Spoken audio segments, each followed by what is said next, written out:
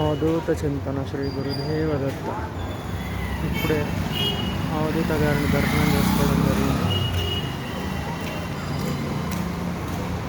నమ శివాయ నమ శివాయ నమ శివాయ నమ శివాయ నమ శివాయ.